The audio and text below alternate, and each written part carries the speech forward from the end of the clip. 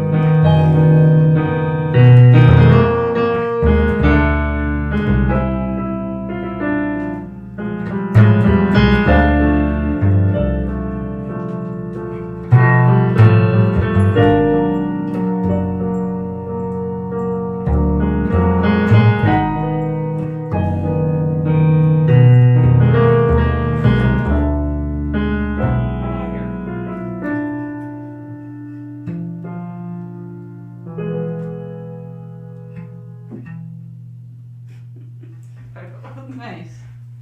I have had enough.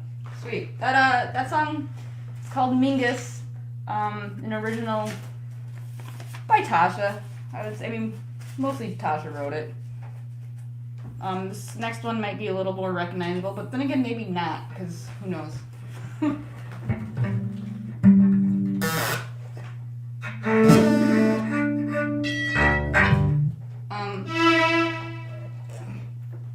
Once again, it's Tasha Baron on the keys. I'm Liz Draper. We're playing our performance fusing match with YouthLink, and I know that there's also links for tipping musicians if you like. That'd be great. Sweet. I'm just over here, doing weird stuff.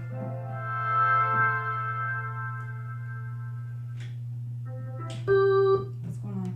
Are you introing or are we playing?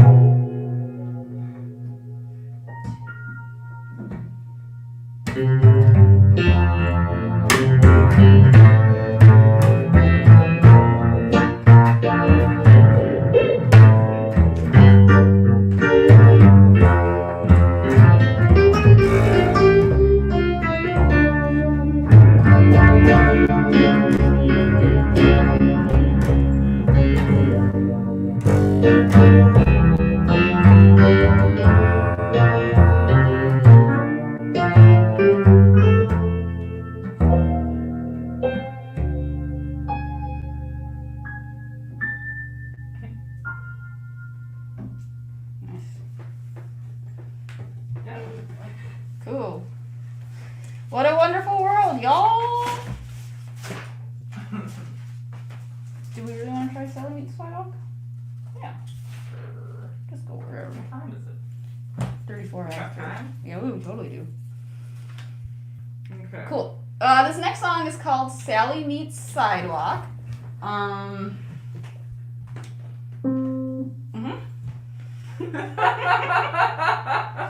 Just picture that.